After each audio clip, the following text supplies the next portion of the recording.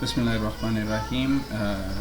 हाज़रीन, मेरा नाम आसिफ़ आरिफ़ है और मैं कैम्ब्रिज टीचर सऊदी अरबिया में अरवाद इंटरनेशनल स्कूल में पढ़ाता हूँ। टीचर ट्रेनर भी हूँ साथ साथ। तो मैं अक्सर टीचर्स को क्लासरूम में टेक्नोलॉजी का इस्तेमाल बताता हूँ, समझाता हूँ और मेरी ज़्यादा ट्रेनिंग इसी पे ही होती है। टीपैक इनिशिएटिव्स पे काम कर रहा हूँ। तो आज मैं आपके सामने एक ऐसी एप्लीकेशन लेके आऊँगा जो कि टीचर्स ने ही बनाई है दूसरे टीचर्स के लिए। सबसे पहले आप वेब ब्राउज़र खोलेंगे। वेब ब्राउज़र के अंदर आप टाइप करेंगे क्लासरूम स्क्रीन और एंटर दबा दें। कुछ देर इंतज़ार के बाद आप देखेंगे कि एक स्क्रीन आपके सामने खुल जाएगी।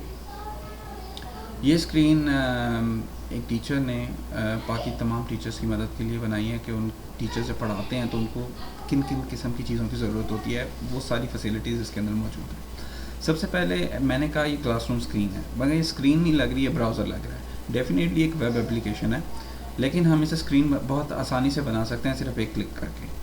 आप देखें बॉटम राइट कॉर्नर में ये दो एरो हैं जो कि डायगोनल शेप में हैं।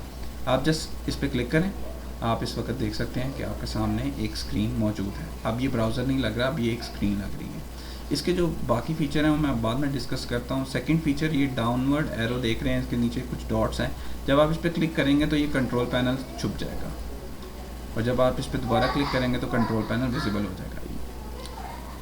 ये ऑप्शन मैं आखिर में आपसे डिस्कस करूँगा। उससे पहले कुछ और इम्पोर्टेंट ऑप्शन है जो मैं आपसे शेयर करना चाहता हूँ। सबसे पहले क्लासरूम के अंदर हम सबसे ज़्यादा इम्पोर्टेंट चीज़ टाइम यूज़ करते हैं। बच्चे अक्सर आपसे टाइम बार बार पूछते हैं, अगर वो कोई काम कर रहे हैं जो कि आपने उन्हें दिया है, पूछेंगे इस वक्त क्या काम टाइम में हो गया है या इस वक्त क्या टाइम हो गया है। सम टाइम जब आप एग्ज़ाम ले रहे होते हैं तब भी बच्चे बार बार आपसे टाइम पूछते हैं, तो आप टाइमर सेट कर आप डेट और टाइम की ये वाली जो फीचर है आप इसको डिस्प्ले कर सकते हैं और जब भी कोई आपसे पूछे आप उसको रेफ़र कर सकते हैं इसके अंदर। दूसरा फीचर, और इसी में डेट की ऑप्शन भी है, आप यहाँ से डेट भी बच्चों को दिखा सकते हैं।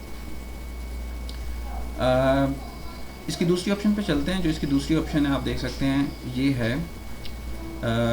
टाइमर। आप टाइमर सेट कर सकते हैं। आप देखते हैं कि जब क्लास में आप बच्चों को कोई टास्क देते हैं, आप उन्हें कहते हैं 10 मिनट में कर दें, 15 मिनट में कर दें, 20 मिनट में कर दें, तो आप यहाँ से टाइमर सेट कर सकते हैं। ओके।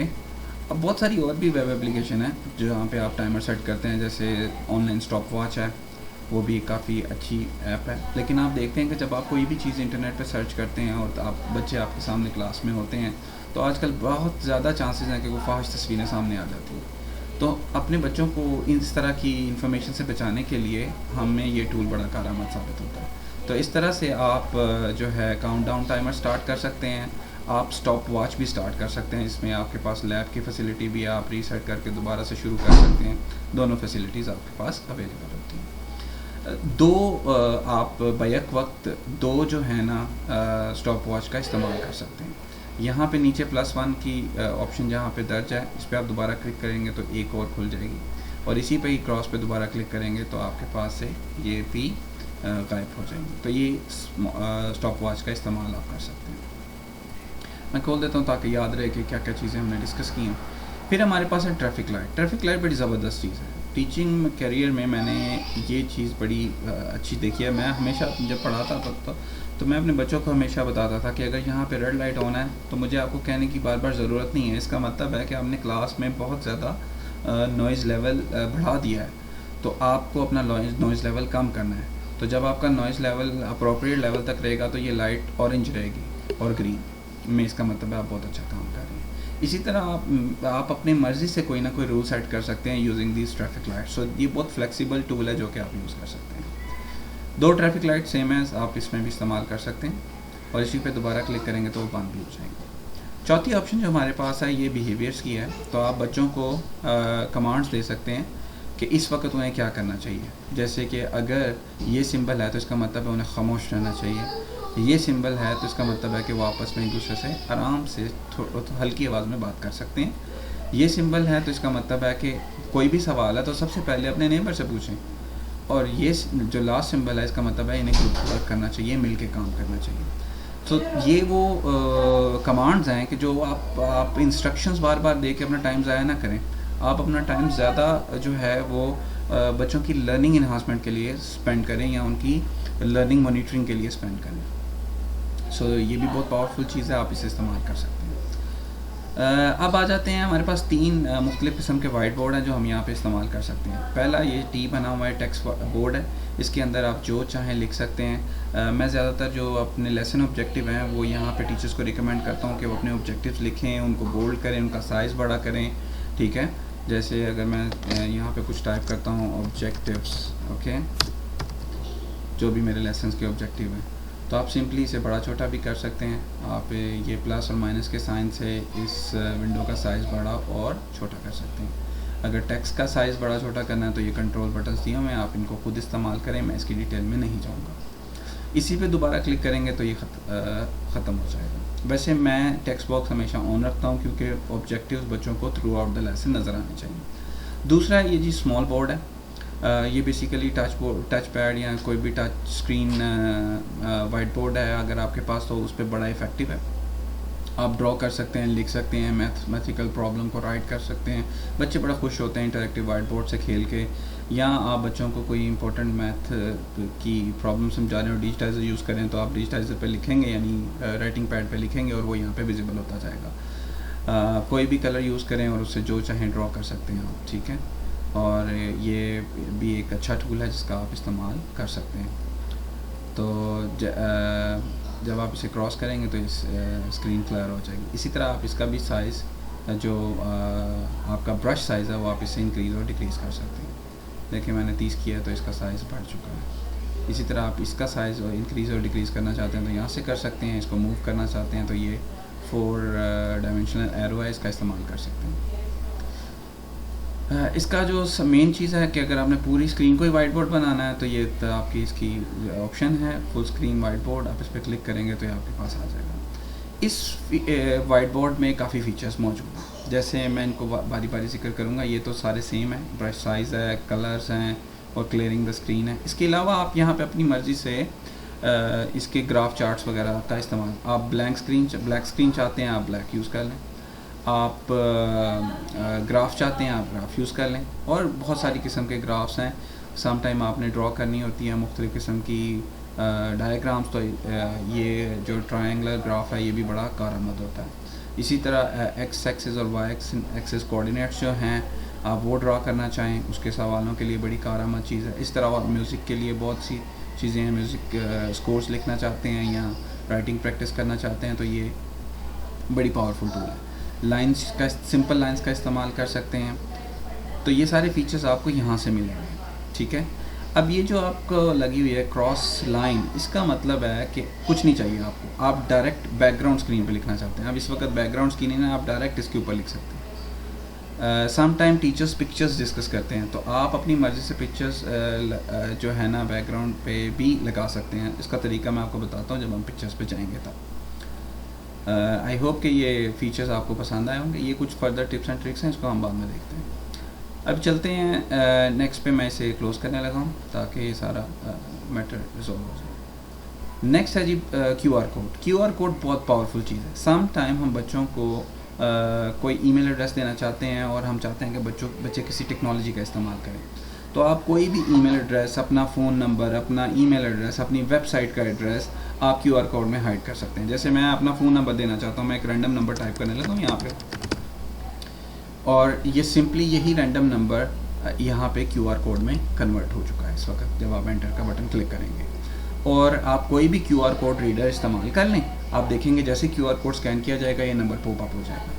तो ये भी एक बड़ा इंटरेक्टिव मेथड है कि समटाइम हम मुख्तलिफ़ एप्लीकेशन, मुख्तलिफ़ इंटरनेट के गूगल पे सर्च करके ढूंढते हैं कि हम किसी तरह QR कोड डेवलपमेंट एप्लीकेशन मिल जाए, तो मुख्तलिफ़ वेबसाइट पे जाने के बजाय एक वेबसाइट यूज़ करें, यहीं से बहुत कुछ बन जाएगा। आप ईमेल अपना करना चाहते हैं, आप अपना ईमेल कर लें। फॉर एग्जांपल मैं एक डमी ईमेल टाइप करूँगा और वो भी मेरा सारी डिटेल।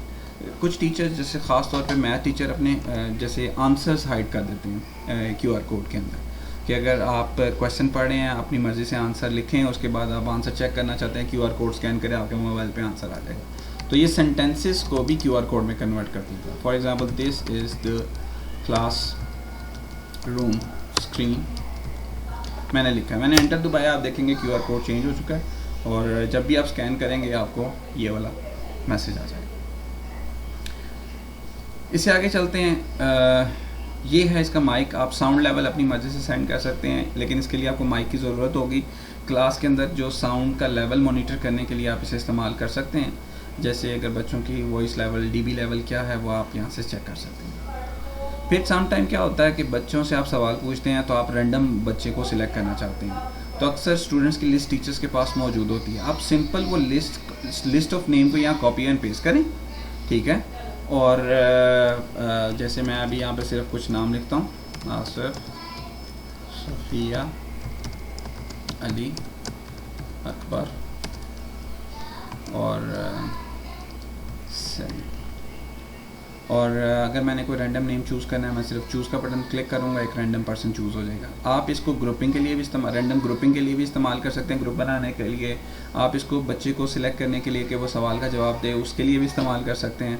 ओवरऑल ये एक पावरफुल टूल है, आपके बहुत काम आएगा। आप इस इंफॉर्मेशन को सेव भी कर सकते हैं जैसा कि आप चाहते हैं, तो आपको फ़ौरन सेव हो जाएगी डाउन वर्ल्ड लिस्ट, जो कि आप बाद में यूज़ कर सकेंगे, ठीक है। ये इसकी जो एंगल्स है, इससे आप इसे इस्तेमाल भी कर सकते हैं। आइए अब इसकी नेक्स्ट फीचर की बात करते हैं, बैकग्राउंड। बैकग्राउंड बहुत ज़बरदस्त अवेलेबल है यहाँ पे। बहुत सारी बैकग्राउंड है, जिस तरह की बैकग्राउंड आप चाहें उस तरह की बैकग्राउंड आप लगा सकते हैं। यहाँ तक कि आप अपनी मर्ज़ी की तस्वीर भी लगा सकते हैं। यहाँ से आप अपनी मर्ज़ी की तस्वीर अपलोड करेंगे और आप वो तस्वीर को अपने सिस्टम पे डिस्प्ले कर सकते हैं। ना सिर्फ तस्वीर, आप एनिमेशन यानी जिफ जो इमेजेस हैं वो भी कर सकते हैं। जैसे मैं एक जिफ इमेज अप्लाई करूँगा, ये सम टाइम लेता है क्योंकि ये एनिमेशन आपको पता है ज़्यादा इंटरनेट कंज्यूम करता है। तो आप देखेंगे कुछ देर के बाद यहाँ पीछे एक जिफ इमेज नमूदार होगा और वो अपनी मूवमेंट को शो करेगा।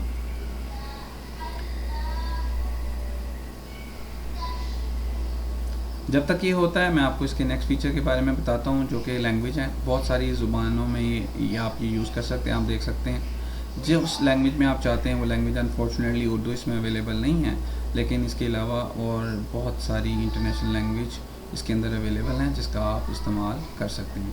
मिसाल के तौर पे मैं थोड़ी बहुत डैनिश जानता हूँ, तो मैं डैनिश पे क्लिक कर देता हूँ।